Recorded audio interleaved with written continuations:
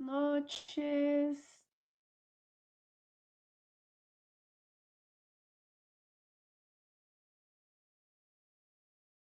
Buenas noches, Doc. Olá, buenas noches. ¿Escuchan? Sim. Ok. Como estão todos? Muito bem.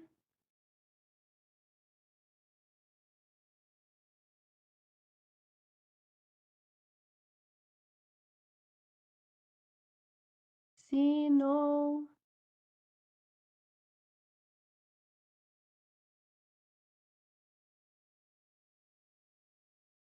Ok.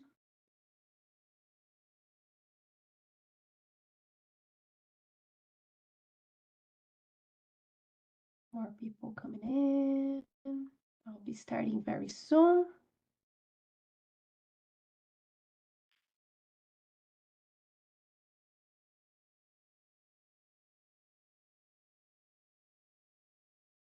Okay. Do you guys have any questions from last class?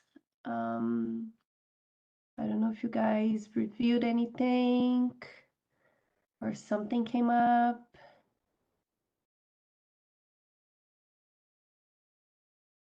Nothing? You're too quiet today, guys.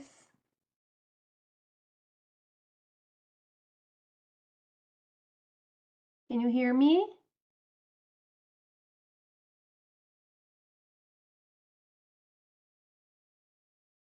Good night, yes, sir. Okay. Sounds good. Okay, so today we're going to do the same thing we did the last week, but for cats. Plus, I'm gonna add the session for supplements and the transition from one type of food to another type of food, okay? So the class will be a little bit in a rush because we have to cover all of these three topics today. But if I'm too fast, please stop me and I'll explain again and answer your questions. So after today's class, you're all able to do the activity number 4 because we will be covering all the topics for that assignment. Okay, and then next week we will finish the second module and we're gonna cover commercial food for dogs and cats, natural nutrition for commercial food, and consultation. How to do a nutritional consultation with the pet parent, what to cover in a consultation, what to ask to them, what are the data that I need to collect, and how I do the follow-up. So that's going to be the end of our class, our module 2. And after that class, you will be able to complete the activity 5 and we are good to finish this second module. I think that's it for now. Do you guys have any questions about it?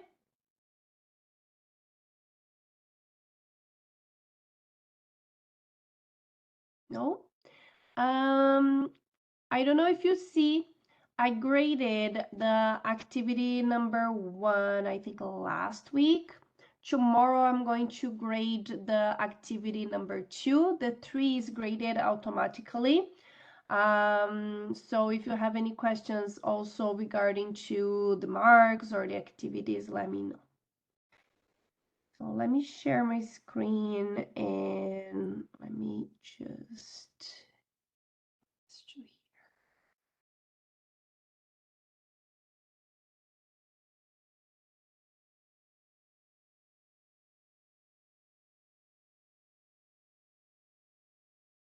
Can you see my screen?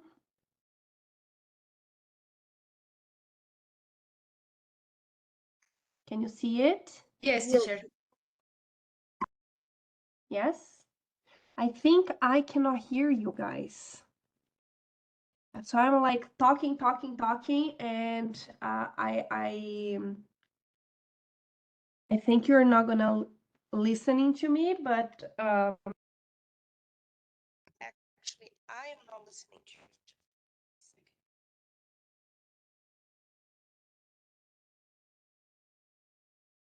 Can someone say something just for me to know if I can hear something now?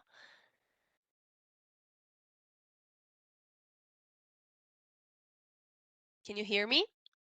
Yes, teacher, we can hear you. Now I can hear you. Oh, that's great. Sorry about that. All right. I was like, nobody wants to talk to me today. That's so sad. But it was my audio that was not connected. But now everything is good. Okay. So, as I said, today we're gonna formulate the requirements of natural nutrition for cats. We're gonna check about the supplements for both species and the transition plan for both species too. So, as for the dogs, for cats, we have a couple options. Just give me 1 second. We have a couple options. Actually, we have less options because it's easier for cats. Formulate for cats is more like a cake recipe, basically, because we don't have so many differences as we have for dogs. Cats, except for like Maine Coon, Ragdoll, that they are bigger. Most of them they are like similar size. It doesn't go from Chihuahua to Great Dane as I have for we have for dogs. So the requirements are pretty similar, except if they are very young, um, how active they are, and if they are neutered and spayed or not. But basically, that's the only thing that changes. So it's more simple to formulate for cats. Okay. However, the transition for cats is a pain. So here I put two options for you. One according to FEDIAF 2021, and the other one is according to a review of literature um, that some authors have been developing. And you can use both options, either option for your uh, work number 4. Okay, so here starting with kittens, gatitos. Um, so different from dogs that we use another number here. For cats, instead of using 0.75, we are using 0.67. And according to the age of the kitten, we are using a different variation in kilocalories. Okay, so if the kitten has less than 4 months old, by 4 months old actually, you're gonna use 200 calories multiplied by the weight elevated by 0.67. If it's between 4 to 9 months, that's going to be 175 kilocalories weight and elevated to this number. And if it's between 9 to 12 months, so that goes down to 150 weight elevated by this number. Okay, so pretty simple according to the age of the kitten. We have how much we are the requirements of calorie for this animal per day. Okay, so here I put an example where I have a cat that has 11 months old, weighs 4 kilograms, body score is 5, which means it's a good one. So here I selected 150 kilocalories multiplied by the weight, which is 4, elevated by 0.67. So this cat needs 380 kilocalories per day. Okay, so we know a little bit how is the variation for 1 kilo of natural food. So I selected here a food that has 1,400 kilocalories per kilo. I'll do regra de tres. I don't know how to say that in English. And I will see that this cat needs 270 grams per day of food. Okay. And as it's a kitten, I will divide this in maybe 4 meals per day. Questions? Yes, teacher. You are gonna show us different option of um calculation, como the way of do that, because there is FEDIAF and NRF has other one. Yes, we have another option there. Thank you. Okay. Here's for adult cats. So same thing that for kittens. If they are neutered or spayed, inactive, and a little bit older. So we are going to calculate the kilocalories per day that they need.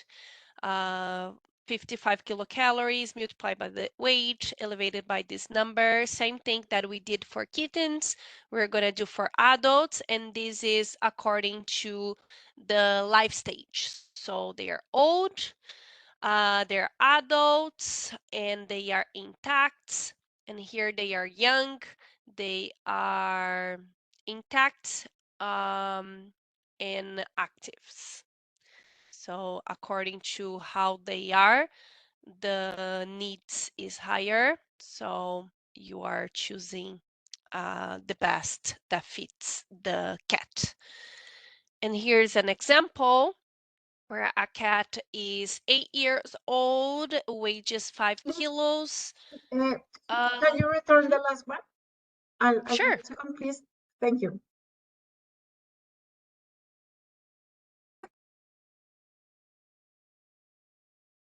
Thank you very much. no problem. So, as the cat is 8 years old, it is spayed and she is inactive. So I chose this formula here for her, and she needs 161 kilocalories per day. So using diet that is a little bit low calorie than for kittens, I chose 1,100 kilocalories per kilo, and she needs 146 grams of natural food per day. Okay.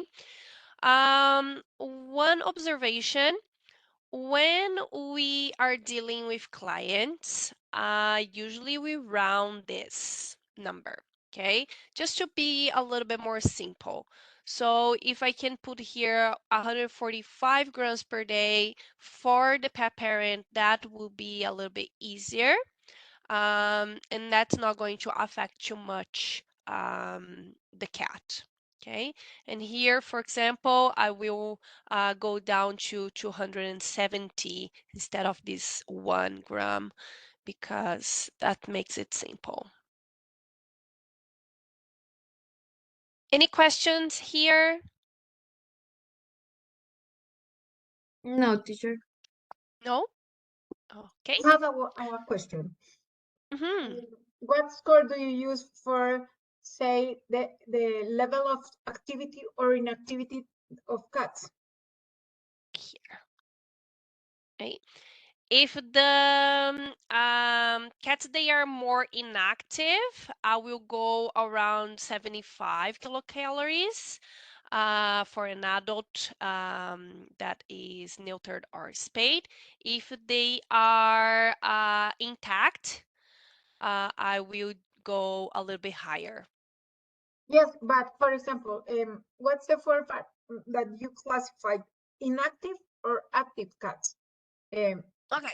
because Yeah. in the dogs you take a time that the dogs go out for do exercise. What is the form of the cat?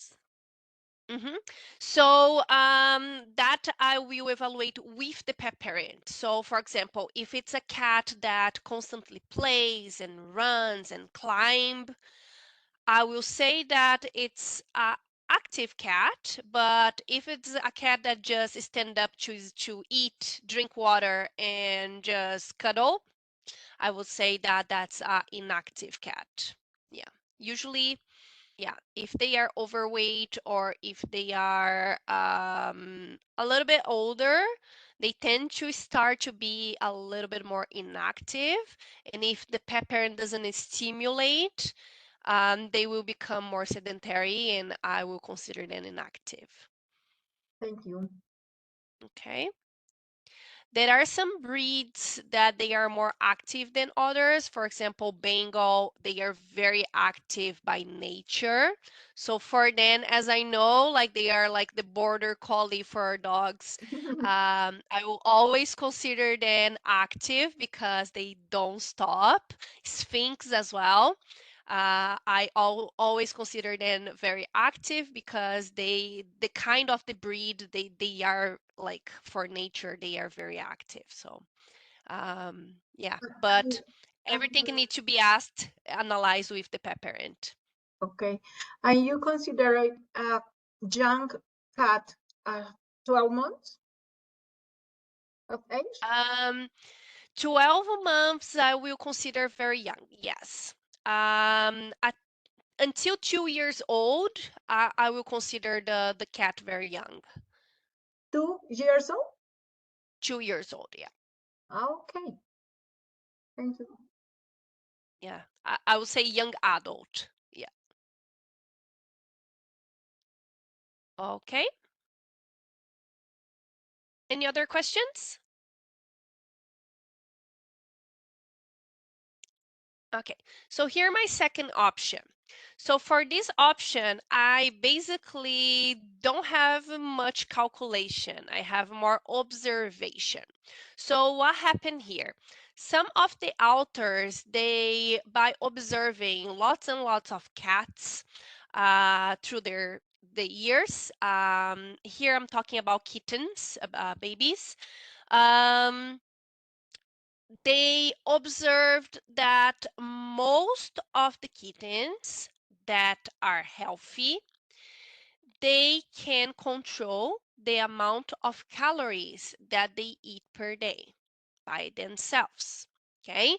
And as cats need to eat several times per day, what they suggest that by 8 months old, that's when is the peak of growth of the cat. They say to give free amount of food for them. Of course, you're going to observe that a kitten that is very, very tiny is not gonna eat more than like 300 grams per day because that's a lot. Okay, you can do like 3 days of trial to see how much your kitten is eating per day, and take that as a base to offer for the next days. Okay, so after 8 months old, they ask you to determine 3 to 4 fixed meals per day. And then you're going to observe how much the cat eats in an interval of 30 minutes from these 3 and 4 times per day. For example, let's say I have a kitten that is 3 months old, and I'm starting like cooked food with this kitten, and I don't know how much to feed. Okay, let's say I have my recipe ready, and I separated 150 grams, which is a lot. And I'll offer like 20 grams in the morning. And I noticed that my kitten ate around 10 grams. Okay, so I'm gonna put the other portion away, and 3 4 hours later I'm gonna offer a little bit more. Okay, my cat ate 10 grams, I'm gonna offer 15 now and see what happens. Okay, and then the kitten will eat it all.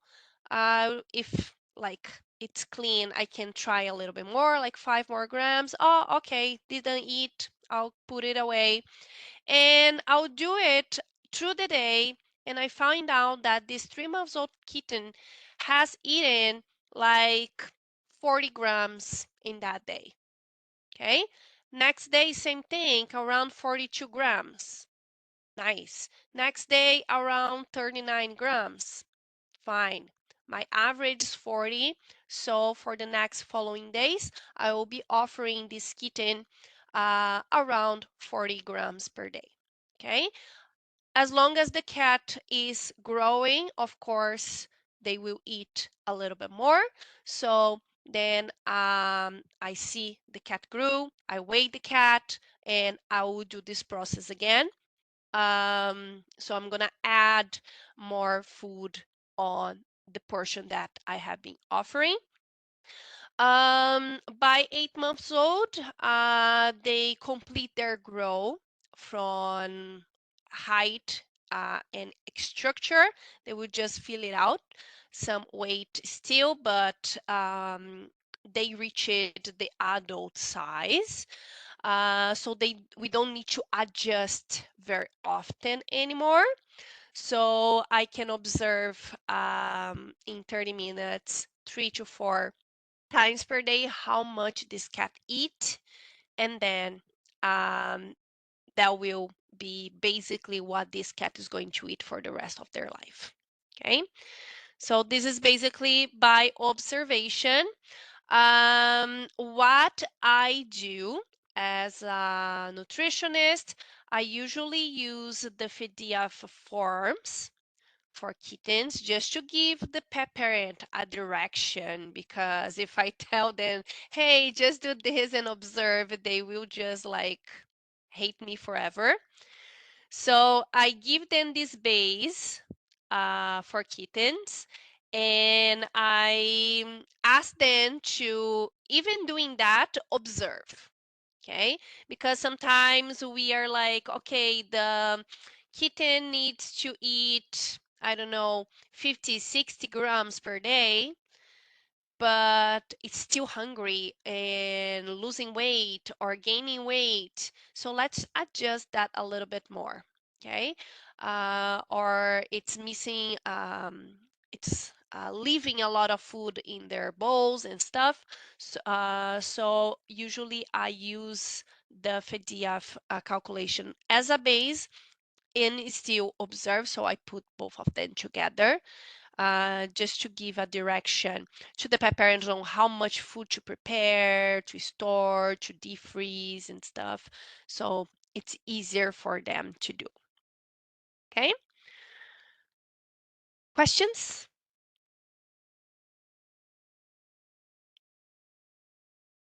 No, teacher. Okay. So for adults, it's a little bit easier. Okay. We know that natural nutrition for cats, um, it varies from 1,400 kilocalories per kilo of food. So it doesn't vary too much like dogs, because as I said, it's basically like a cake recipe for cats, and it doesn't have too much variation on the proportions and stuff, so it doesn't vary too much. Okay, so we can take this as a base to calculate our amount per day for cats. So a cat that is adult, it will require based on this information, between 150 and 250 kilocalories per day. Okay, if it's a more active cat or a bigger cat, I will go to this close to this amount. If it's a cat that is like smaller than the average, very skinny, but like on the good body score. It's more inactive, or maybe it's a little bit overweight, it's intact. Oh, sorry, it's neutered. I will use or I will go to more of this amount per day. Juan? Teacher, I don't understand how to determine if a cat is athletic or not. Say again? Uh, I don't understand how to determine if a cat is athletic or not. If they are active. Yeah, Okay. exactly. Mm-hmm.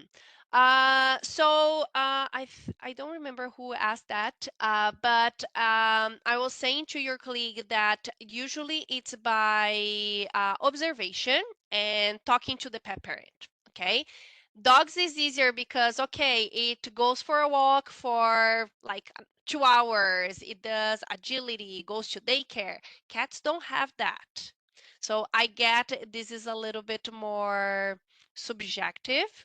But for example, if it's a cat that is constantly climbing, it's constantly playing, chasing, interacting, going up and down, um, it's like living their lives.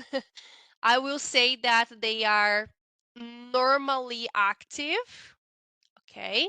If they are like Bengals and Sphinx that don't stop at all, and you rarely see this cat sleeping, they are constantly trying to find an activity, constantly playing with environmental enrichment or looking for trouble. I usually consider them high active. Okay.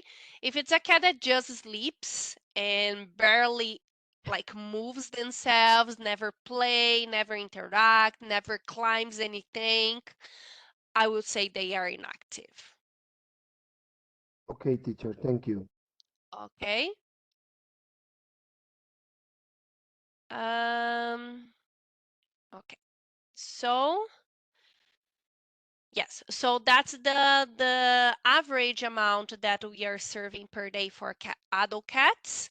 So as I said, if it's a cat that is more inactive, if they are neutered, spayed, they are older, and they require less calories per day because of their size as well, I would go close to 150. Observe if it's not losing weight, of course. If like nothing changes. If it's a bigger cat, a more active cat, a cat that is intact, or cat that is younger, I will do close to 250. Okay, for ragdoll and all the breeds that are larger than the average, you can either do even higher than 250. I usually do 180 grams per day for the bigger cats, the very big cats. Okay. And this amount we are going to divide in 2 to 4 meals per day. So how many meals per day they need, it's according to the family dynamic, and because they cannot leave the food like available like we do for kibbles, because it's gonna get infected. So 2 to 4 meals per day, it's okay for cats. Let me see. I think that's it. Any questions?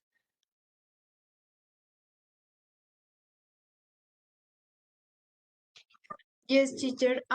Mhm. Mm, um, the number of servings that we given per day could show us in the future sick. I mean, if I only give one eat per day and not three, four, or five, maybe the cat will develop pancreatitis, hepatitis, or something like that. Yes. So 1 meal per day for cats is like a no. Like they cannot stay that long without anything in their stomach. 2 meals per day, it's safe, but I prefer three just to be safer. Okay, so usually when I am talking to the pet parent, I say 3 to 4 meals per day. For kittens, 3 to 5 for average. But depending on the dynamic of the family, sometimes they leave the house very early and they just come back in the end of the day and nobody can feed the cat.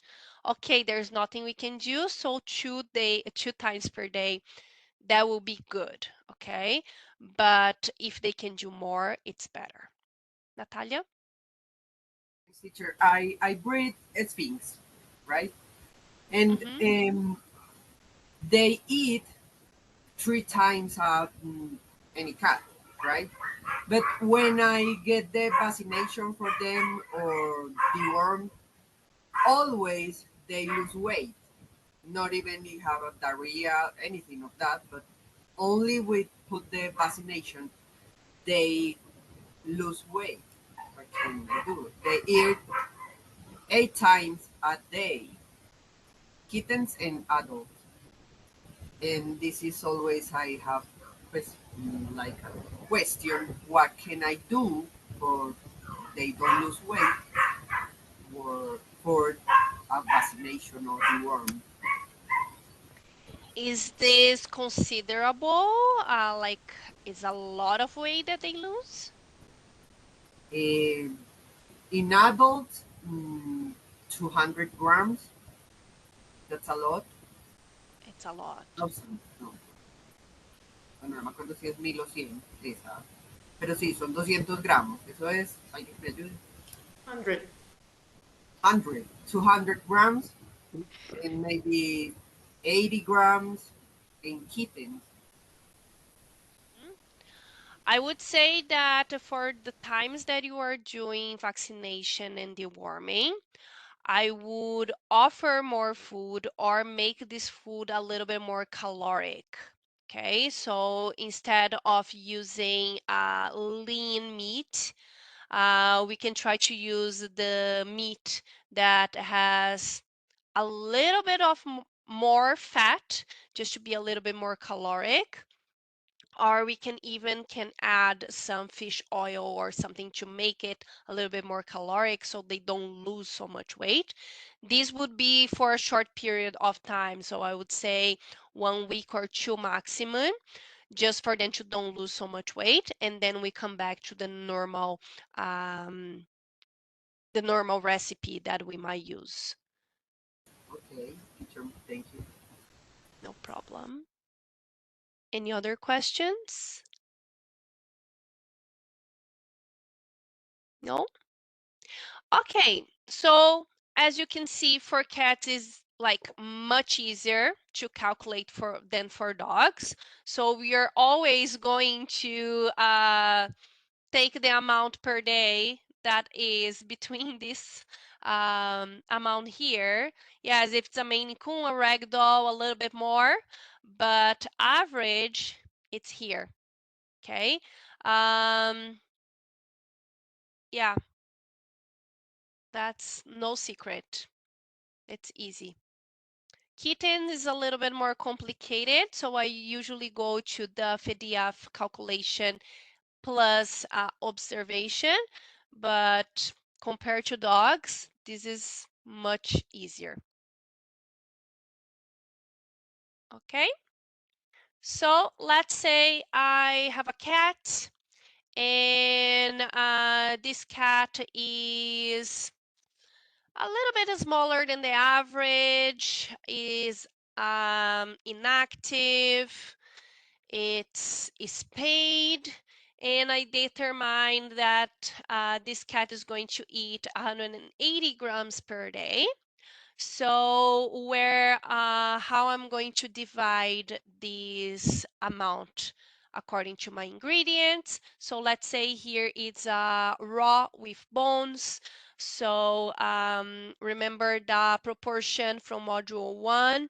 I will do 50% of meat bones, which is 90 grams, 25% of protein, 10% of organs, and 15% of vegetables. Okay. What is always good to do in the protein? This is 25, but I always like to put at least 10% of the protein of heart. Okay, heart doesn't go on organs. Heart goes as protein because it's a muscle organ and it doesn't go to regular organs, so just secrete organs goes here. Um, yeah, that's it. There are some pet parents that they prefer to just mix it up and separate, like in 3 meals, a little bit of each. There are some pet parents that they prefer meat bones in the morning and the rest goes in the other meals. The way your cat accept, that will be the best. The way the pet parent prefers, that will be the best. There is no secret. Okay, it depends on the dynamic. As long as the cat eats everything through the day, it's fine. Okay. Um, okay. Any questions about cats?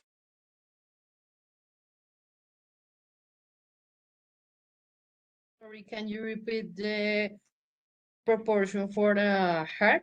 Heart? Heart, 10%, and it goes under protein. So usually, let's say I'm using chicken as my protein. I'm gonna do 15% of chicken and 10% of heart. So total 25%.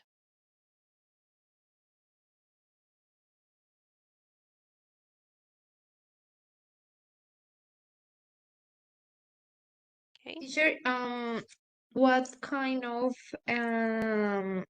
organs do you use usually? Mhm. Usually I use liver is the easiest for the pet parents to find, but the liver is too concentrated of lots of minerals and vitamins. And some dogs and cats, they can have trouble if they eat lots of liver.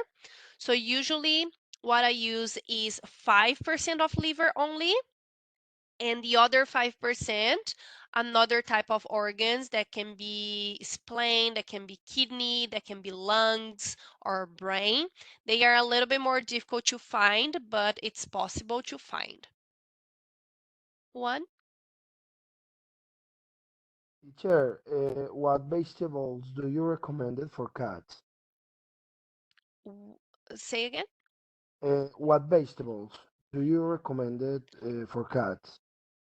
Vegetables is only source of fiber for cats. Okay, so Okay. I was about to say that in the next slide for supplements, because cats has a very hard time absorbing nutrients from plant-based foods. Okay, so usually any type of leaves, carrots is fine, a mix of herbs, that's okay, but it's more about the fiber than the nutrients. That's why it's only 15%. There are still authors that go even down to 10% of vegetables because the cats they cannot absorb a considerable amount of nutrients from vegetables. Thank you, teacher. Okay. Any other questions? And actually, one more observation for vegetables. It depends what the cat accepts. Okay, there are cats that they don't accept the vegetables at all. So for that, for them to have the fiber, what I used to recommend is cook the vegetables, put in the mixer, and mix very, very well with the protein. So, for example, use ground beef, ground chicken, ground pork, or any type of ground meat and mix it very, very well so they don't separate it because they usually do it. Okay, just for them to have the correct amount of fiber. So mix very well. Some cats they are very clever. Teacher, but if we don't want to use vegetables or the cat don't accept it, we could use other things. I mean, like feathers or skin or coat of some animal. Yes, you can use other source of fiber. Some authors they use a lot of psyllium and how do I say that in English? Cevada. I don't know if you can understand that. Yes. It's in Portuguese. Okay, because it's a good source of fiber. There are some that use rabbit ears with the fur because that's a good source of fiber too. Thank you, teacher. Okay. Yes, everything that you're not gonna use here, you substitute to protein.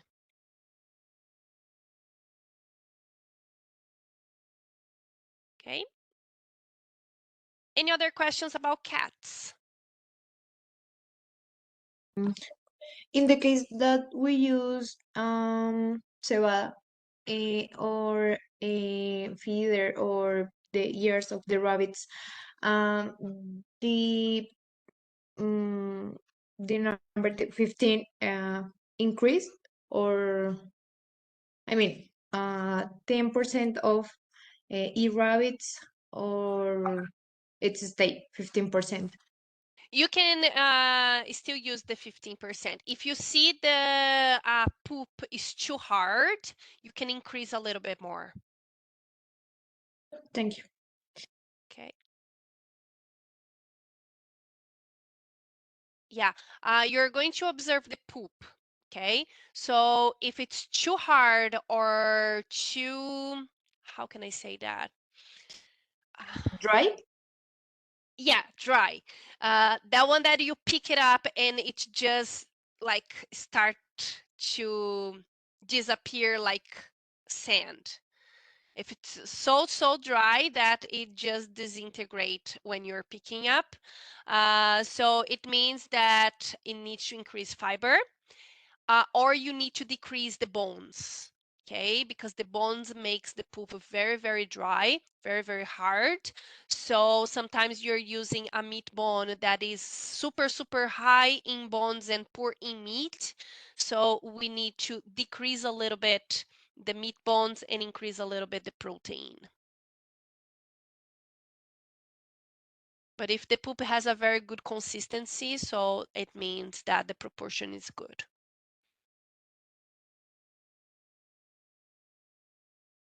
Okay?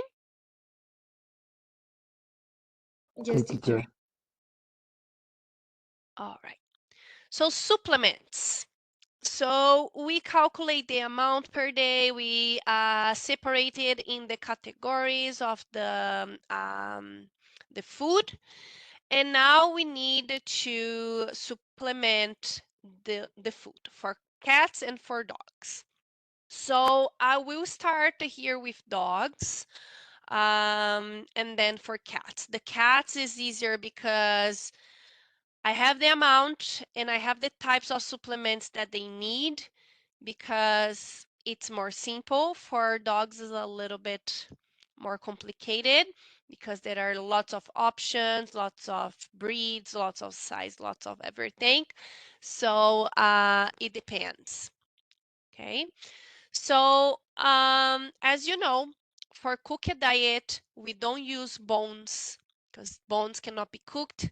So we must supplement minerals, especially calcium. Okay, sometimes phosphorus, but most of the times the phosphorus are okay in the proportion that we created with the minimum and maximum amount of vegetables, protein, carbohydrates, and organs. But calcium is always missing. Okay, so how can I supply my dogs with calcium? I have lots of options. The simple option is a brand of minerals supplement like this one here.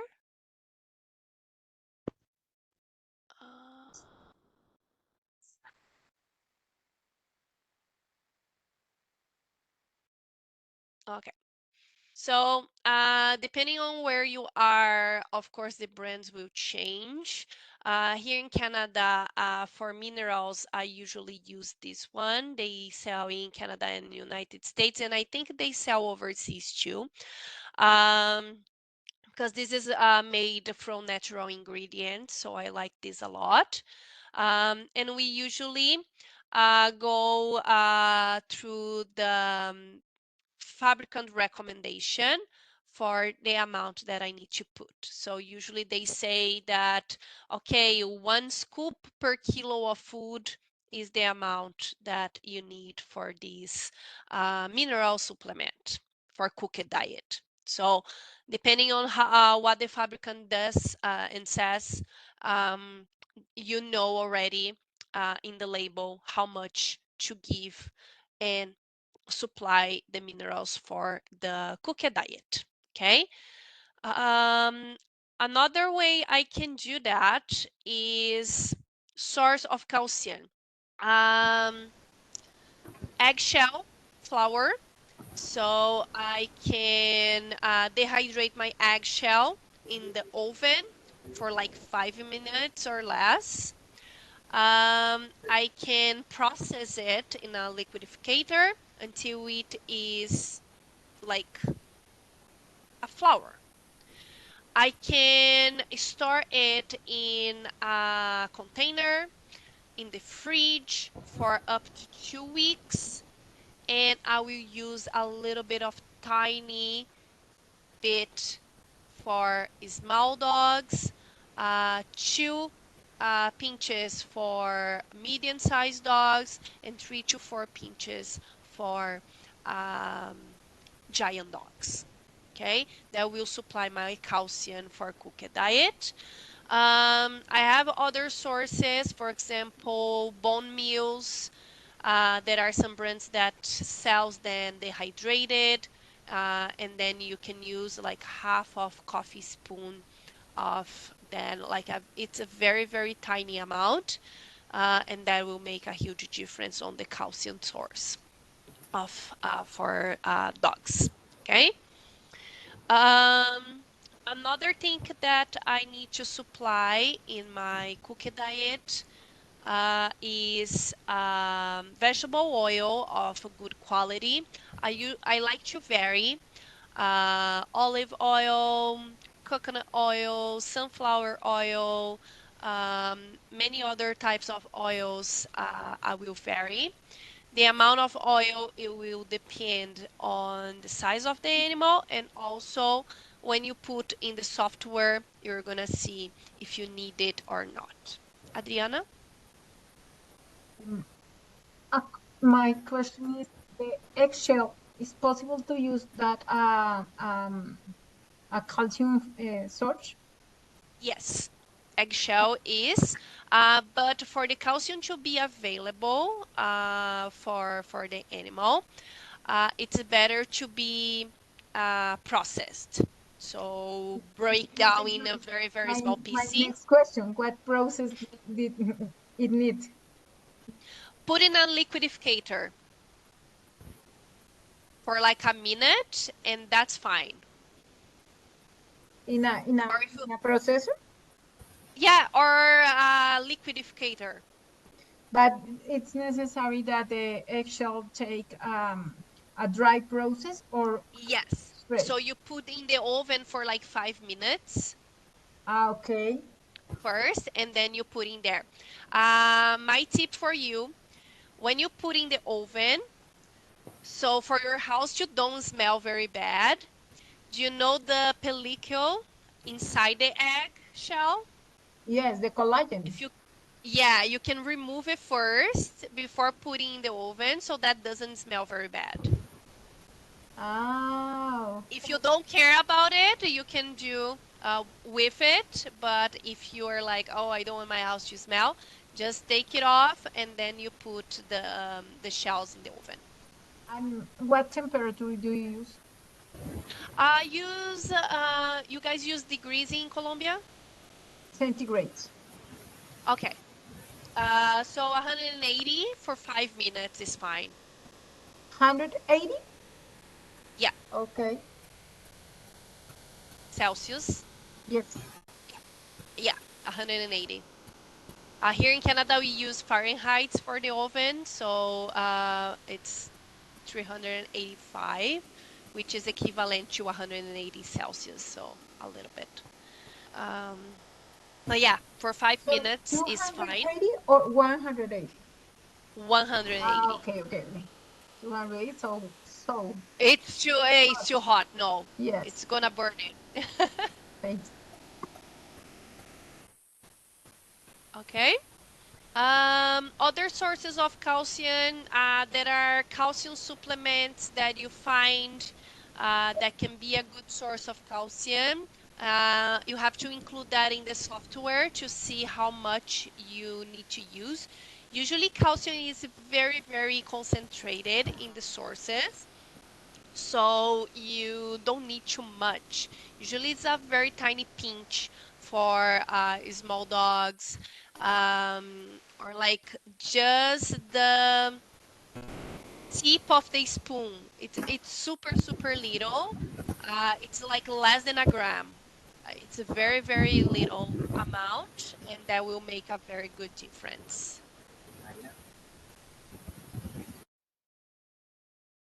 Okay. Another thing that I have to supplement, it's omega-3. It's not gonna make my animal die if I don't have omega-3, especially for dogs, but it's very good for their coat, for their hair, and also it's a good antioxidant, especially for the shedding season. I don't know how it is in Colombia, but here in Canada, twice a year, the dogs, they lose lots of hair because of the temperature changing. So omega-3 supplements are a very, very good option. If your recipes don't have a fish source, it's recommended 500 milligrams of omega-3 supplement, 3 times per week at least. Um, for big dogs, every day. And vitamins, sometimes our recipe is not doesn't have too much variety of proteins and vegetables. So sometimes it's missing some vitamins, especially vitamin D. Most of cooked and raw diets, they are missing vitamin D.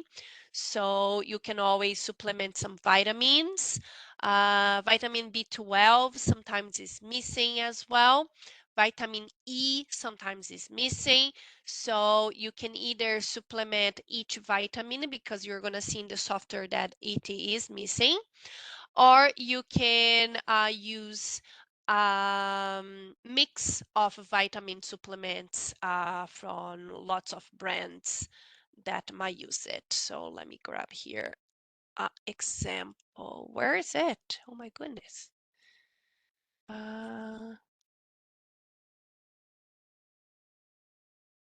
So here, this brand, they also have the vitamin options.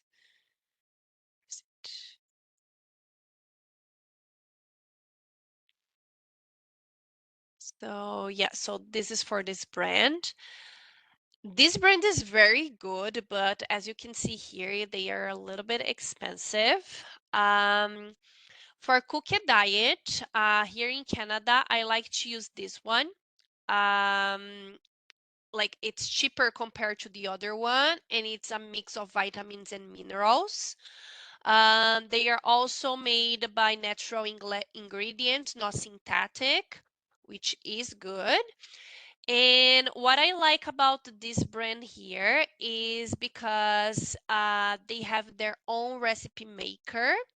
So when you put the ingredients from the recipe you're using for the dog, they give you the exact amount of the supplement that you need for that recipe. So for example, here, I'm gonna put my dog. My dog is an adult. It's a Alaskan Malamute, male, healthy. He is 36 kilos and he's in a good weight. So I can either evaluate a recipe that I already have and they will give me the amount of supplement, or I can create a recipe with them as well.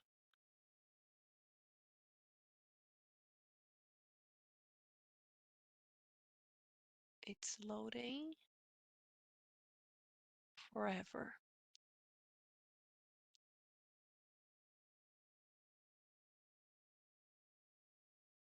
If that doesn't open, I might have some done here as an example here. This one I made right before the class just for you to have an idea, but you select the type of proteins that you want, the oils that you have, the vegetables, the carbohydrates and everything. And they automatically calculate for 1 kilo of food how much of the protein, of the organ. I put here 2 proteins. I put pork and fish, the carbohydrate, the oils, vegetables, vitamins and minerals is about, it's the supplement.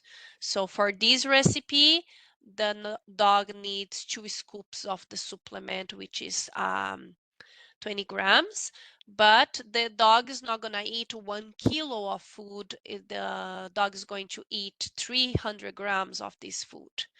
So you have to reduce and calculate the amount for 300 grams for you to don't overfeed the dogs with the supplements that can overload their liver and kidney. So, but this is a good source for you to have just in case you want to practice. Yes, this is not working. Oh, that's working.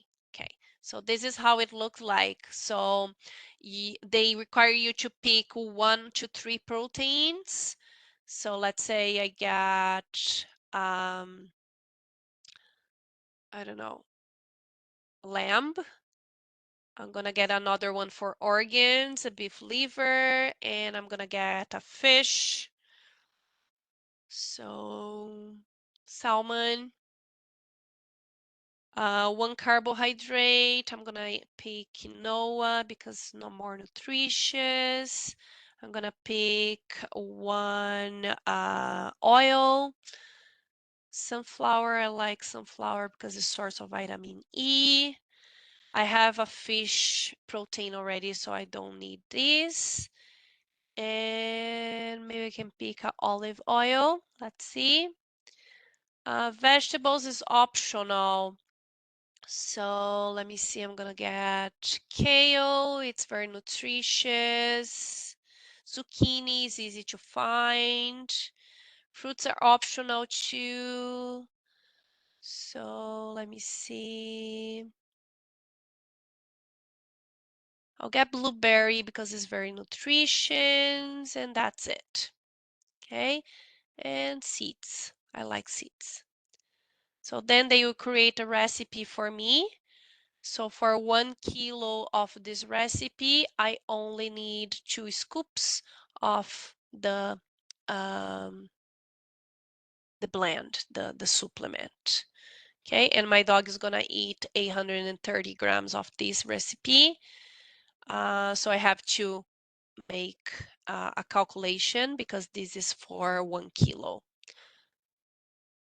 Okay, so this is good for you to have if you want. So it calls hillaryblend.ca.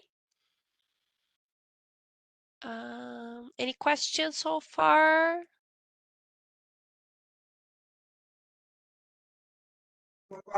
Yes, teacher.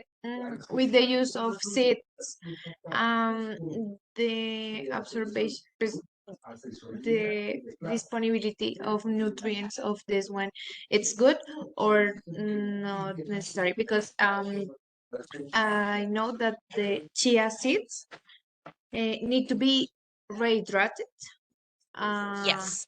to we can give to the dogs or cats. Yes.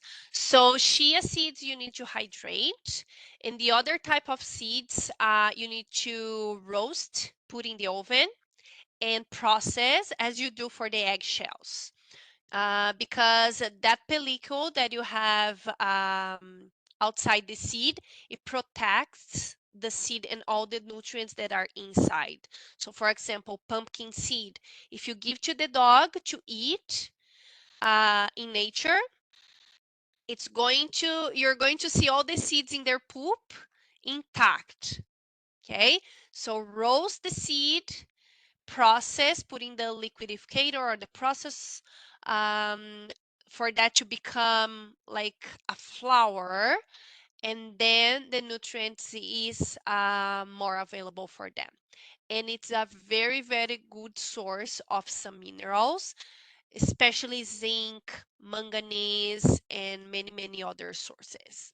I put here for you in the platform.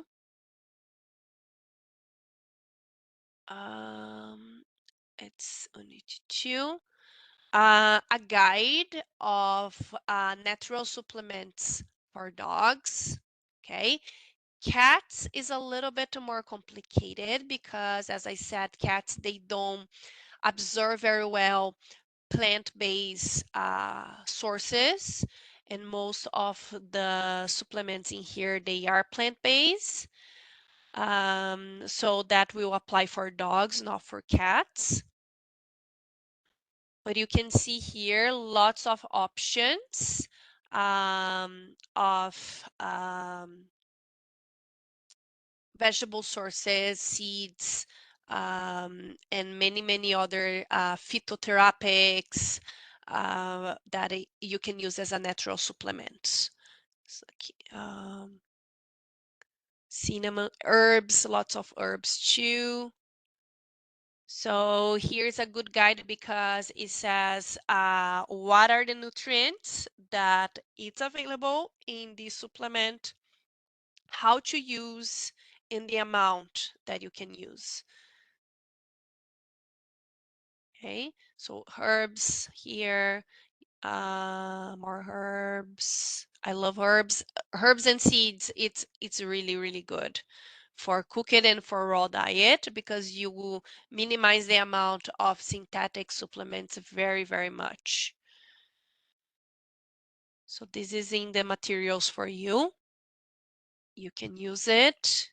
I'm trying to find the seeds here. Here, chia seeds. So the amount of nutrients that you find and the amount of the seeds that you are going to feed each size of dogs.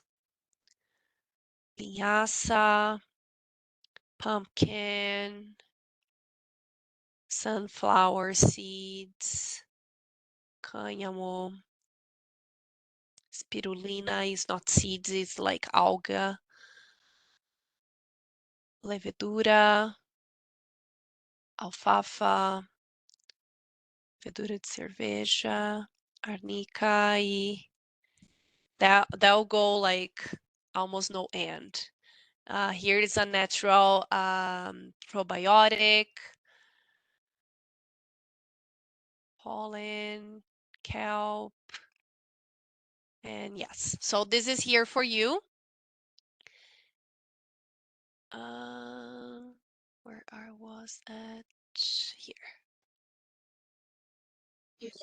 Teacher, I have another question. I am confused with the pumpkin.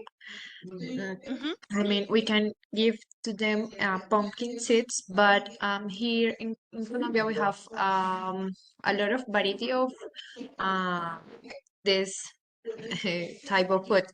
I mean, it's zapallo, pumpkin, calabacín, and I know that it's some of them are toxic to the dogs and cats. Um, the pumpkin, the Halloween pumpkin, it's toxic, or this is No, the one that we can provide to them? you can provide to them. It's not very tasty for people, that's why we don't eat it. But for them, it's good. For any type of animals, actually, it's very good. Here in Canada, for example, during Halloween, people throw in the garbage a lot, and they say, don't throw in the garbage, put in your backyard, because the wild animals, birds, and lots of types of animals, they will go eat it. Usually I do cookies and I put in my dog's food. They can eat it very, very good. Butter squash, I don't know if you have there. It's another good one for you to give for the dogs. Any type of pumpkin that is edible for people and is not toxic, yes, you can use for them. You can use the pulp, you can use the seeds, you can use the leaves, you can use everything. It's a very good source of nutrients.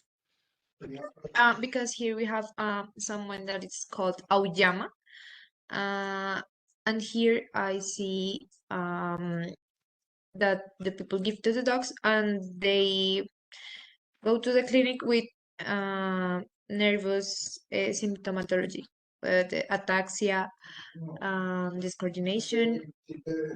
Um, that's what my question is, because Okay. Yeah, I don't here, have this one here. I didn't know. So if that's something that happens, so this type of pumpkin cane, don't give. that's why I'm confused, because in Latin America we have a lot of this one, and in every country they call it different. So the people think that is auyama because we here cooked soap as a Let me pizza. Google just for me to see. 1 second, let me Google it. How do you write this? Ajama? Auyama, yes, Au. with H. With SHU, A YAA. A A. H H U Y A M A.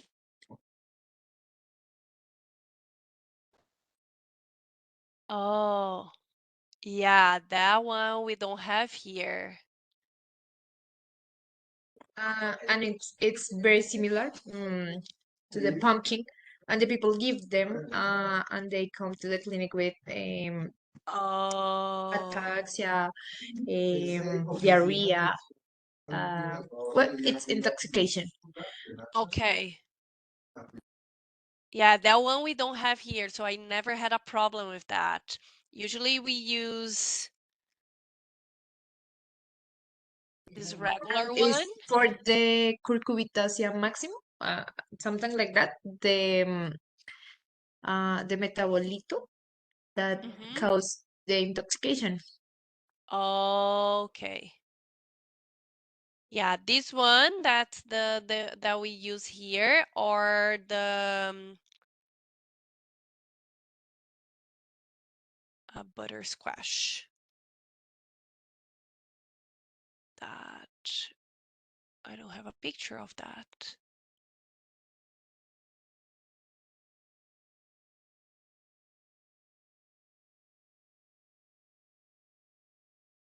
This one. So usually the outside it's plain like that. It doesn't have like colors. So this is the one that I usually use more than the others. And it is very sweet. It's very, very good taste for them. Because in shape it's similar to the auyama, Yeah, yeah, and that's a problem because yeah. here I read about sopa de moro that it's make we can make with carrot to Uh-huh. stop diarrheas, and some like, the people may use pumpkin, but they use auyama and they intoxicate Oh, the dogs. I didn't know that. Okay. If it's something that you find it's going to confuse the pet parent and risk the dog, just don't use it. Yeah. Unless you're like pretty sure they're gonna use not that variety, then recommend. But if that's going to create a confusion for the pet parent, just like don't use it. There are other sources of seeds that you can use. There are other sources of lots of things that you can use. So if that will create a confusion, just don't recommend it.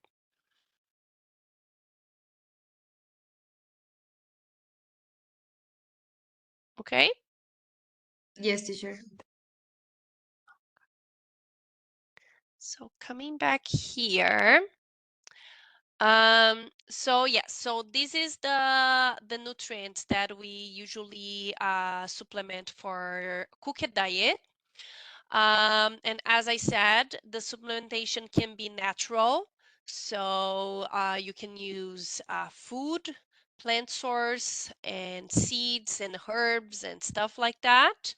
And you can use the synthetic supplement. So that's going to be up to the pet parent to decide what they prefer. Some of them they want, okay, I want it to be easy. Just give me a brand and just give me everything that I just have to put in there, and that's it. I don't want to worry about buying flax seeds and chia seeds and put some I don't know, uh, paisley, parsley in the thing as a herbs or something. So I want things to be easy and just give me the synthetic supplement. That's up to the pet parent. I have most of the pet parents that they prefer natural supplements. And if they want something like a brand, I usually recommend the two that I showed you because they are made from natural things. But yeah. Okay, another thing that I can complement the diet is probiotics and prebiotics. So for example, we can use the ones that you have in the clinic to recommend to the pet parents. Usually and ideally, we do the exam for the flora, the intestinal flora. just to see what are the types of probiotic we are missing, and then give the probiotics that we want to give to the animal.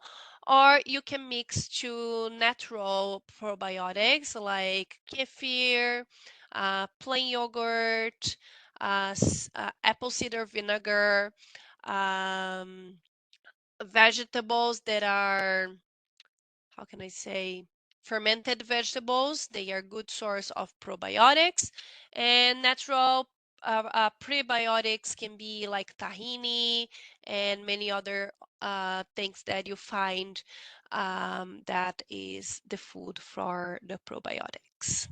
Okay, so this is for cookie diet, that it's usually what we supplement. For raw diet, we usually think that because the raw diet, as it has a lot of bones, we don't need to supplement at all.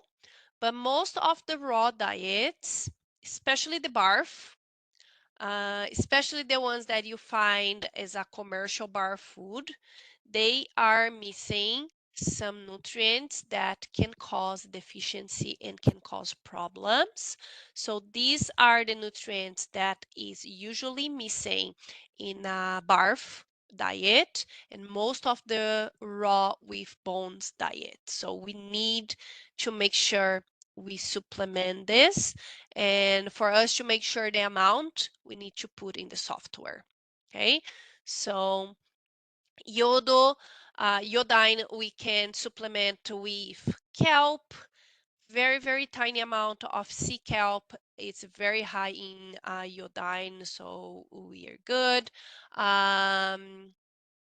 Avocado is a good source of iodine. Salt with iodine, very, very tiny um, bit of salt. It's rich in iodine and it's good. Vitamin D, it's missing in all the diets.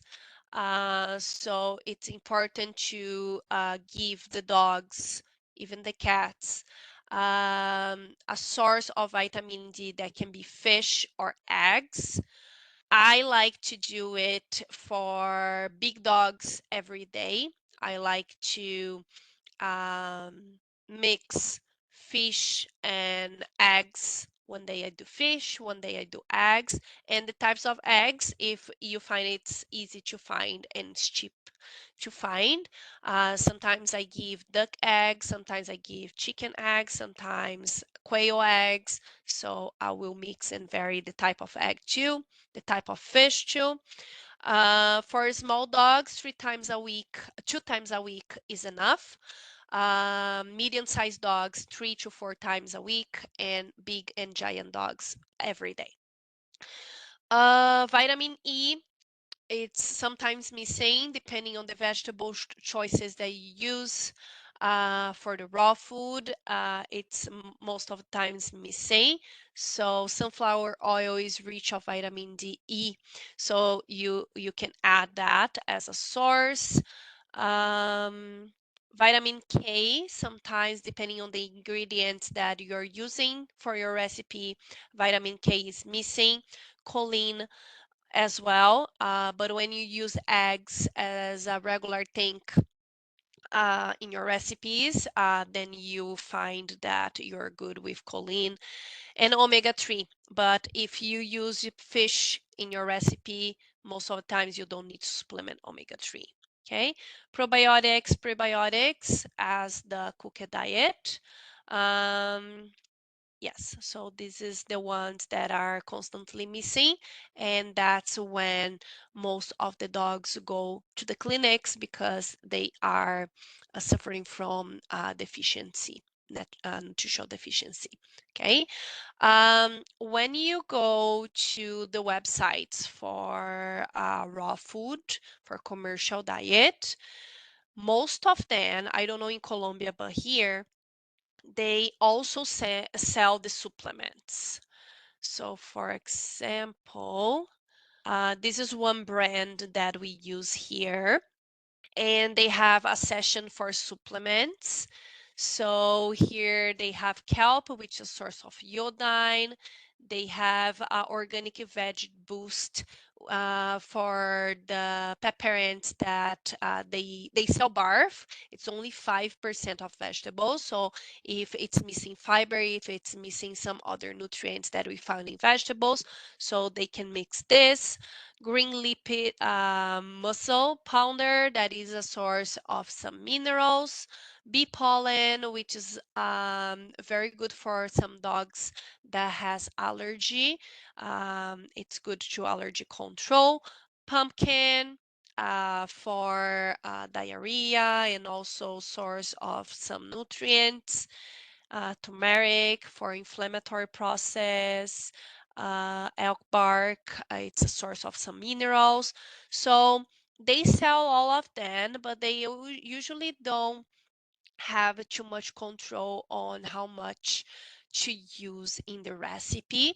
So as a nutritionist, it's recommended to include those options in the software, so then you can guide your pet parent on how much to use for each, because otherwise they will see those beautiful bowls on the internet, on Instagram, and they will want to do a very colorful with lots of supplements, but they actually don't know what they are doing, and they can harm the dog. Okay, so it's very important if you're using them to put in the software to know the exactly amount for each recipe.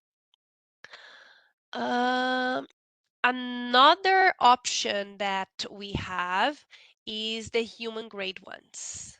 I don't know why a video is showing here, but this brand here, I don't know if you guys have in Colombia, but I use that a lot because they are for people, but we can safely use for animals, especially for dogs, and usually they are cheaper than the ones they sell for dogs.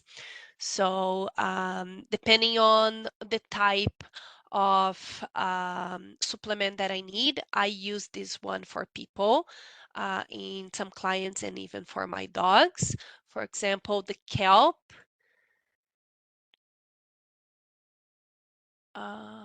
It's not typing.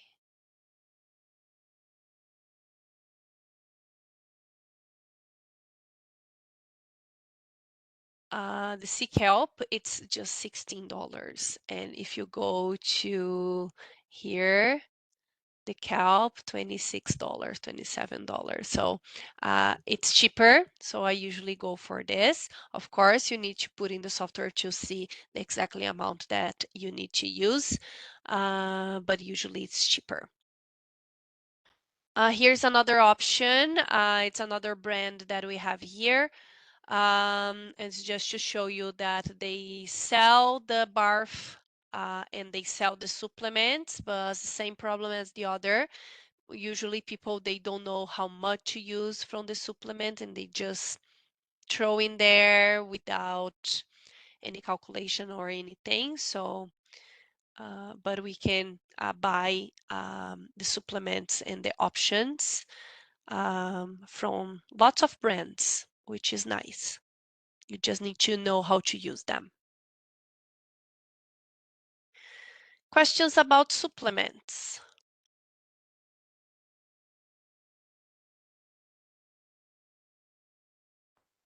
No, teacher. But with the probiotics and prebiotics is necessary always give to them. I mean, It's because optional. okay. It's optional. And with the, I mean, some dog or some cat has a problem, and the doctor give to them an antibiotic. It in this case, it is necessary to give pro and prebiotics. It depends. Usually when the animal has diarrhea, the probiotic can make it worse. So I prefer, instead of giving probiotics in those cases, like deworming, vaccination, or a case of diarrhea, I prefer bone broth. Bone broth is very rich in lots of nutrients, collagen, and everything. And I think it's in the third module. I'm going to talk more about bone broth. It helps to reconstitute the digestive tract if they have any case of parasites or diarrhea. And also it's a very good source of some minerals and vitamins that is bioavailable and easy to digest. And also it's very tasty. So if the animal is like sick, for example, and refusing eating, bone broth make it a little bit more tasty and easy for them to accept the food. So I usually use that a lot for cases that the animal need to go to any procedure like vaccination, deworming, and medications, antibiotics, and stuff. Spirulina and I don't remember the name of the other, but usually spirulina also helps with the antibiotic side effects. So usually I use spirulina too for a week or two after they finish the antibiotics, just to have a little bit of cleaning on their liver. The spirulina is very nice for that, and the bone broth. Can you repeat bone broth? Bone broth, caldo de ossos, de huesos. Okay. Thank you. But we can give to them in dairy food. I mean, I have a golden retriever, and I would like to complement with collagen and glucosamine chondroitin that provides the bone broth. Yes, yes, and it's bioavailable, and it's a very good option and natural bone broth for chondroitin and glucosamina. Thank you, teacher. Okay, so why do we use supplements for the diets? Because we are somewhat processing the food. Okay, we are cooking, we are cutting, we are freezing. So in those process, we are losing some of the nutrients that in the nature, if the dog or the cat kills the prey and eat right away, they're not gonna lose.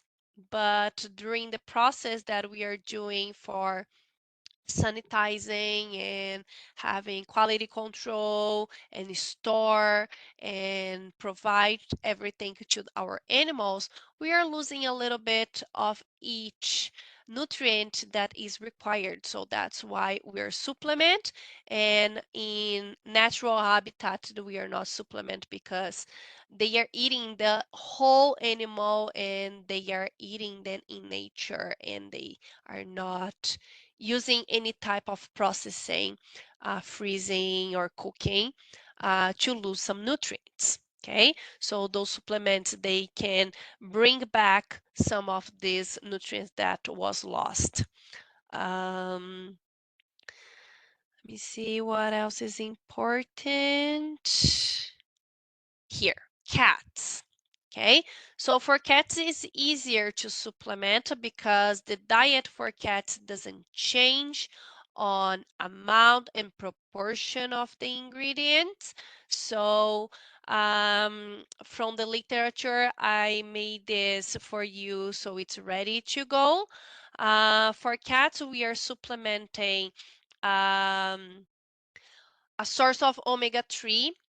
A good source of omega-3 is fish oil for cats. They take it very well.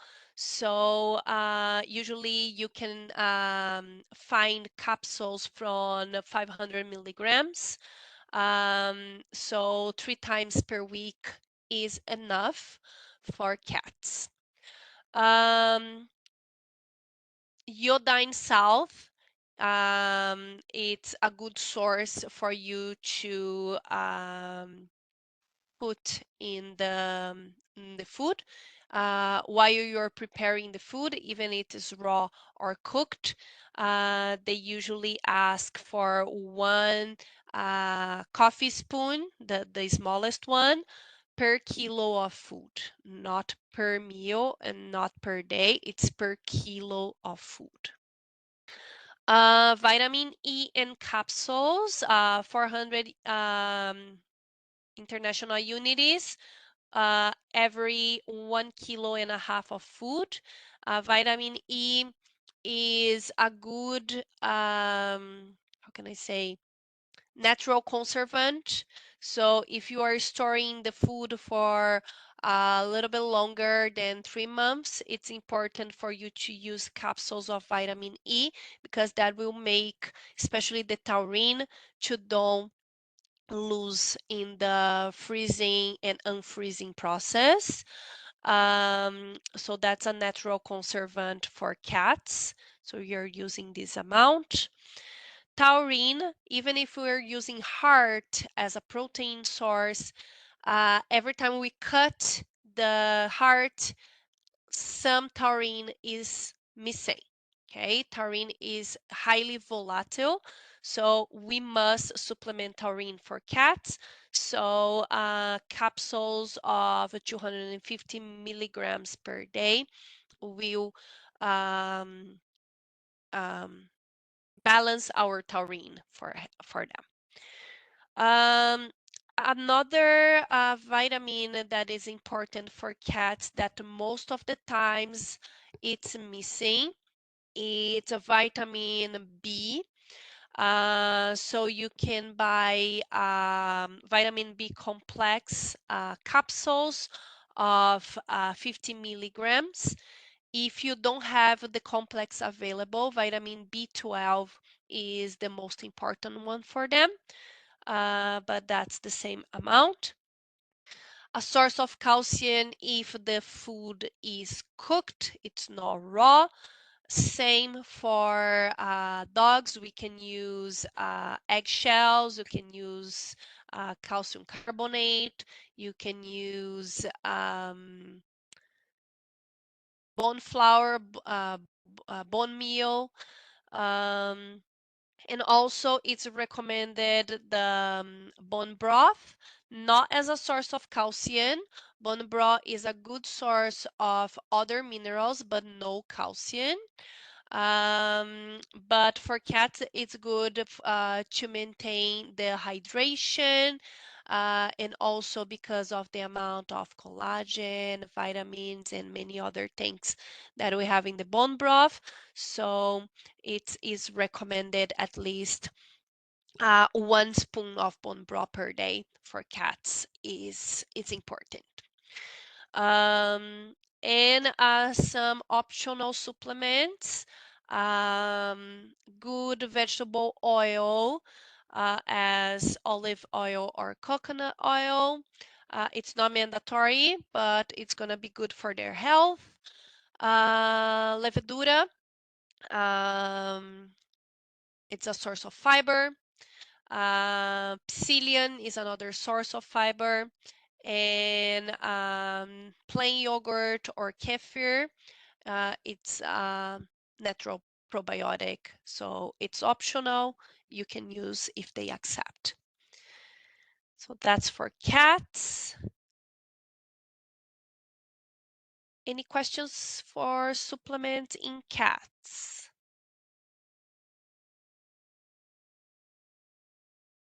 Question. When you do mixed diets, like when you give them kibble and natural diet, do you have to supplement as well? If you're doing a mixed feeding, yes, because when you do a mixed feeding, the natural diet that you provide to them, it must be 100% balanced. Otherwise, we are unbalancing the kibble. Okay, so if the natural diet is not 100% balanced with all the supplements, all the vitamins, all the minerals, or the carbohydrates, proteins, and everything, we are unbalancing the kibbles. So it needs to be 100% balanced. Okay. Any Okay, other thank you. questions? We are almost done. Here is some examples of the natural supplementation that I commonly use most, especially because it's easy to find here. I don't know how it is in Colombia, but shea here is easy to find. It's not expensive. So I use that a lot as a source of omega-3, especially for animals that have fish allergy. So instead of using a fish oil as omega-3 source, I use chia seeds. It's also a good source of calcium. So sometimes when I don't have eggshells ready to go and I have chia, chia is also a good source of calcium. Of course, you have to use a lot of more chia than eggshell, but it has a very considerable amount of calcium.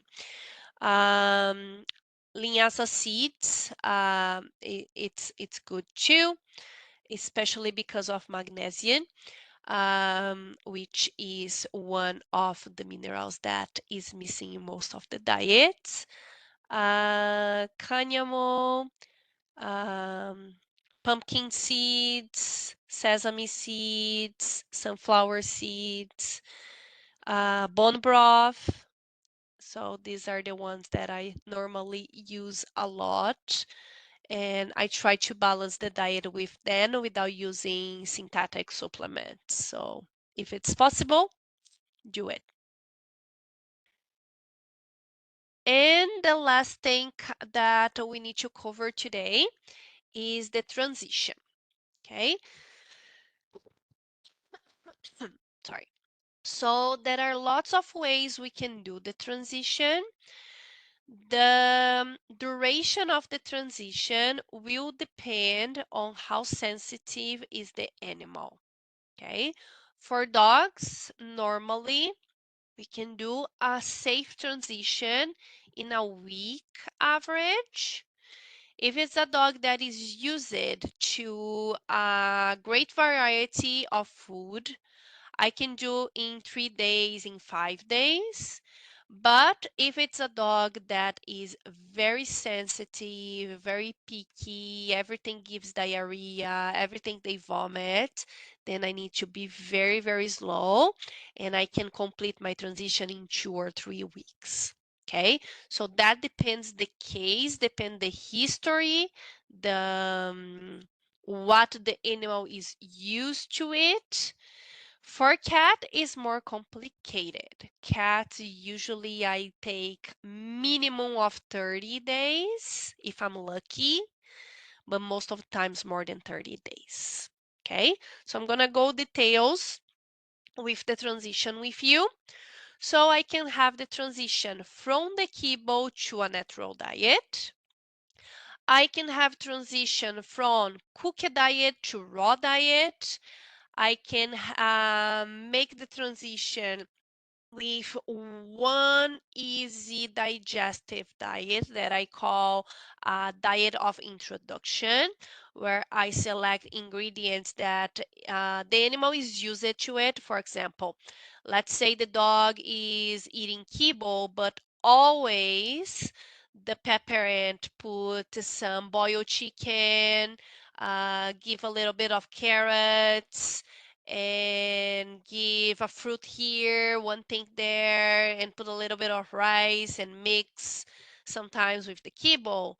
Okay, so for my introduction diet, I will use chicken, rice, carrots, and whatever they are used to it because it's easy for me to do this transition.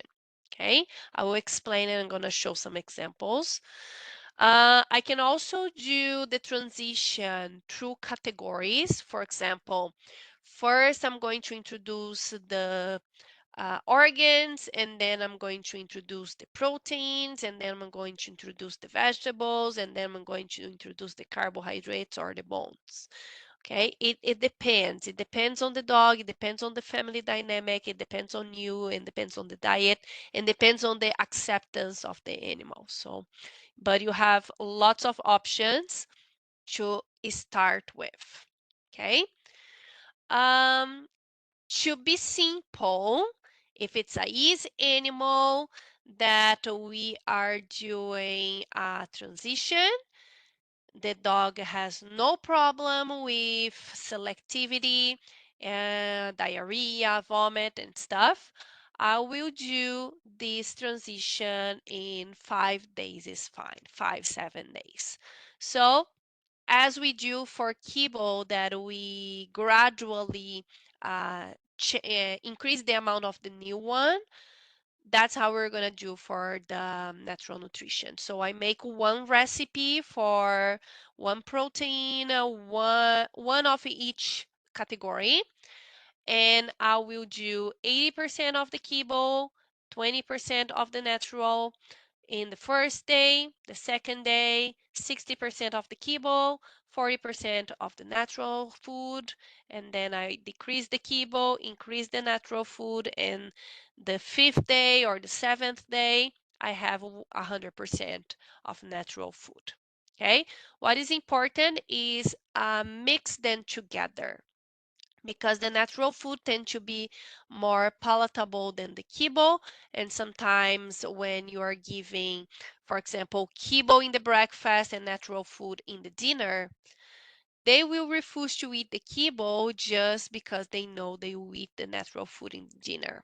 Okay, and also because when we mix them together, everything works together in their body, so it's easier for them to adapt to the food. Okay, for example, if I give kibble in the breakfast and I give natural food in the dinner, as they are eating only the new thing in the dinner, it's a higher probability for them to develop a vomit or diarrhea. I separated a couple clients for you to see the transition. No, this is not the transition. Okay, so here's one example where I'm doing from kibble to kibble. So is the same thing we're doing for natural food, but this one I believe you guys are used to it already. Here is another type of transition where I did in 2 weeks. In 1 week, I will do mix of food where this animal here already eat cooked diet. It was a mono diet unbalanced that the pet parent found on the internet. So I wanted to give this animal more variety. So they were doing half of the old protein, half of the new protein, half of the old carbohydrate, half of the new carbohydrate, half and half. And this animal didn't have these organs, so I included the organs in here. And the second week, it has the 100% of the new ingredients, and then every time they would include a new ingredient, I would ask them to do half and half first for 1 week, and then 100% in the next week. Okay, another option, this is an animal that also used to eat unbalanced food that they found on the internet. It was like a soup, like a chicken soup, something horrible. So in this case, I did 80% of that soup and 20% of diet a recipe. So here's the recipe in the week 1, in the week 2, in the week 3. So then I put then 20, 60, 80, and I'll increase the amount until day 7. They have 150 grams of this one. And then in the second one, I just added the organ. In the third week, I added new protein for them to do the transition. New protein, new vegetable, new carbohydrate. And in the week 4, they go to all the complements and all the supplements.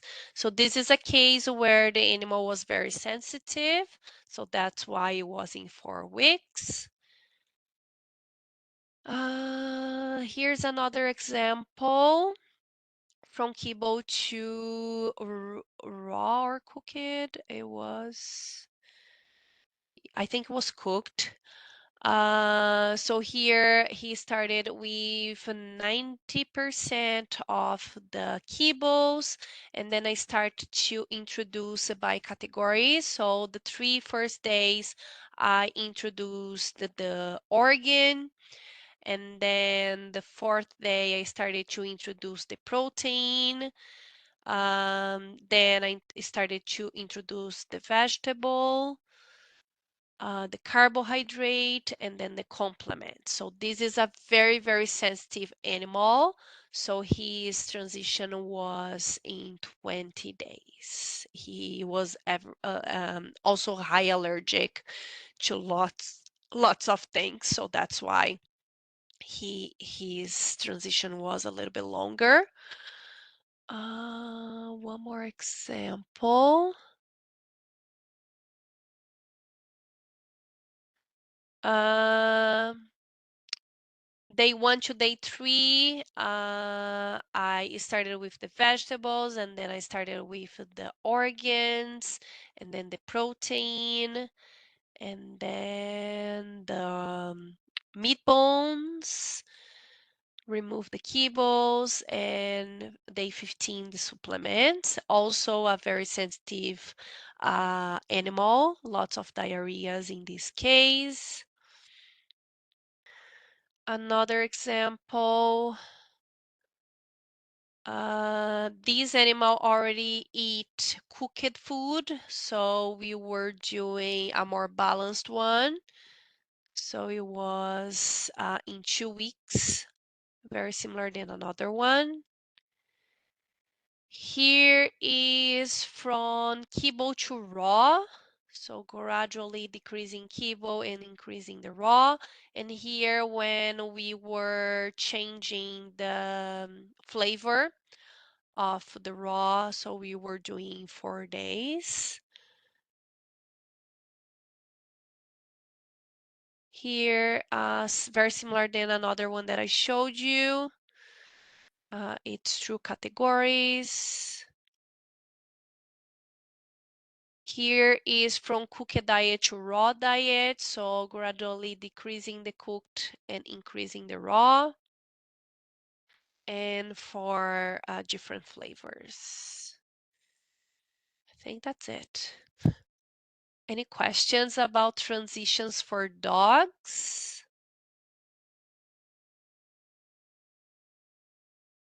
I have a question, but it's not about transitions. It's Mhm. just a question that we had with our group. And well, actually two questions. The first one is if it's better to keep the flaxseed as like the whole seed or ground flaxseed. And the Ground. second question is how do you make the bone broth? Okay. I can give you the recipe. I think it's in the 3rd module, but I can include in the 2nd module. But to be simple, you're going to use a slow cook pan. You're going to select the type of bones that you want to use.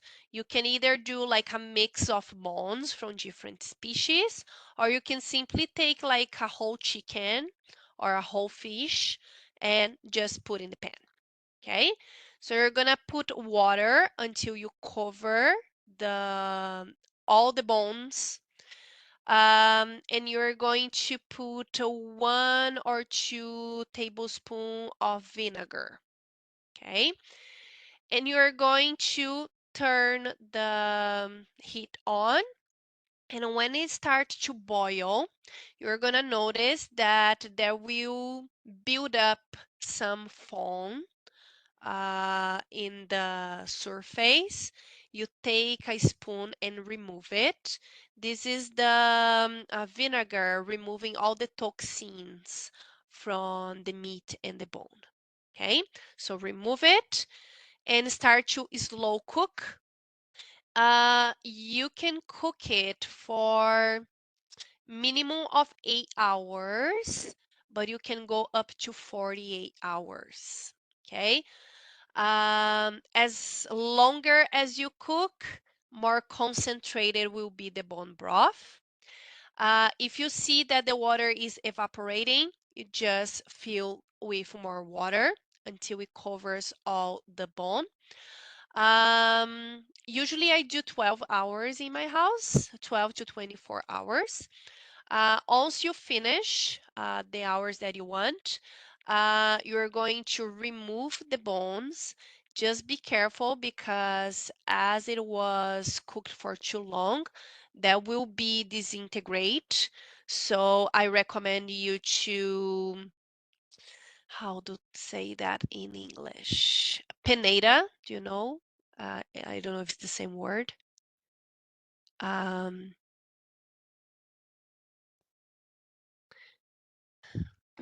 No, no.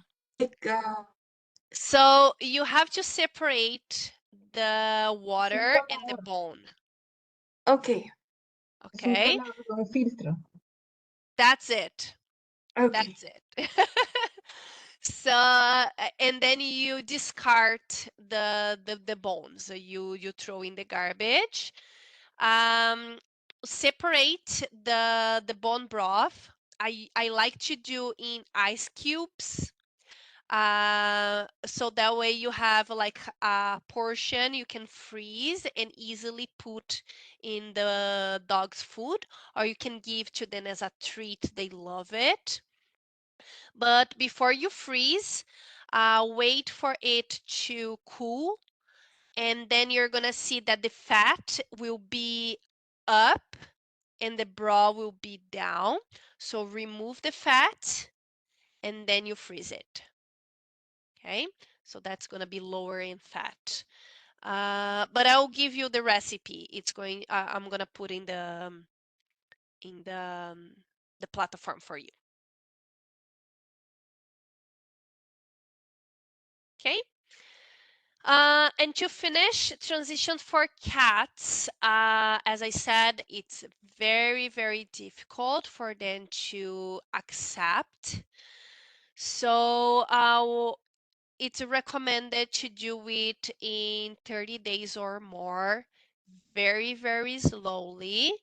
And sometimes when you think the transition is complete, you have to go back to kibble because the cat is refusing to eat. Different from dogs, you cannot starve your animal because a cat cannot be starved. Um, so that doesn't work for cats. You have to provide both of the options, and you're gradually, very, very gradually, you increase the amount of natural food.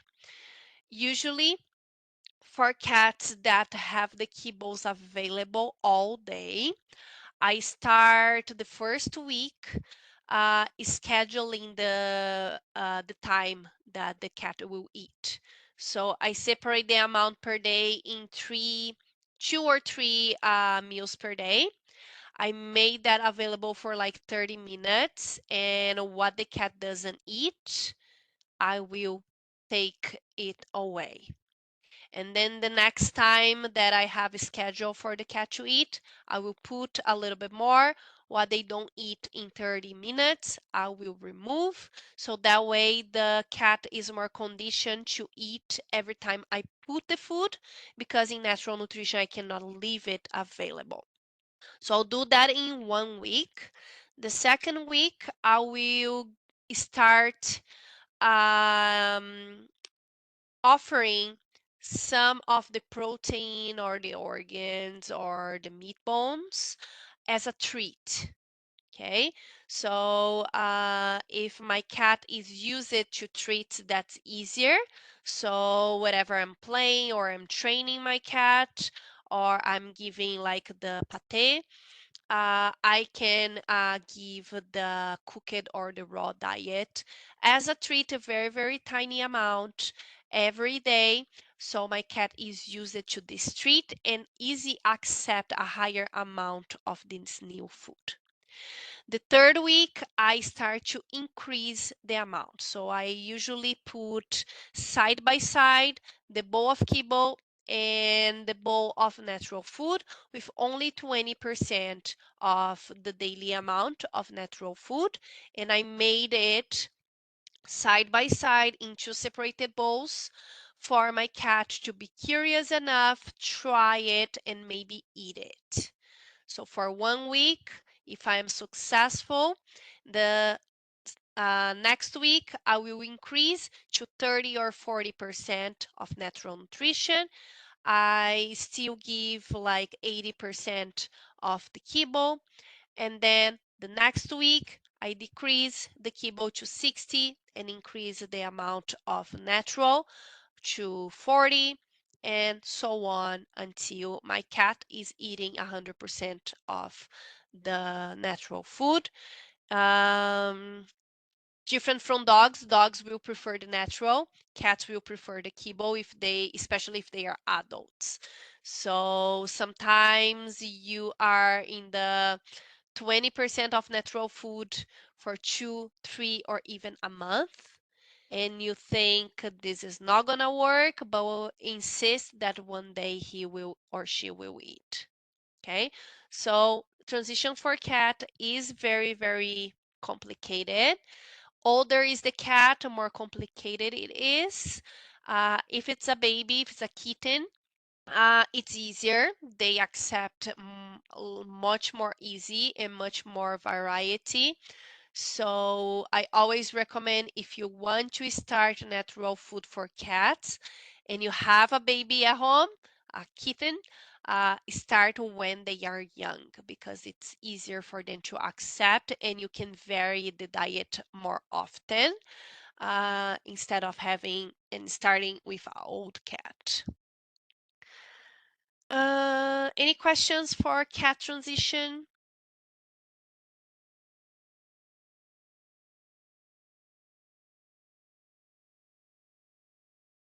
No, teacher. No? Okay, so I'll leave that for next class. It's a lot of information for today, enough for you to complete your work. Do you guys have any questions about the work that you have to do?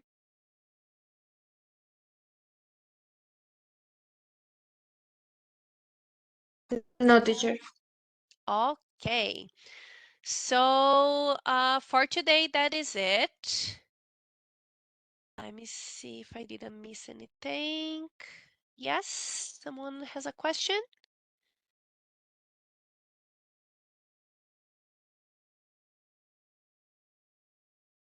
Okay. So have a great night, everybody. I'll see you next Wednesday and we'll finish the second module. If you have any questions or anything, feel free to contact me. But if not, I will see you on Wednesday, next week, same time. Thank you so much and have a great night. You teacher, Thank bye. you, you too. Thank you. Thank you, teacher. Bye. You, Thank goodbye. you. Bye bye.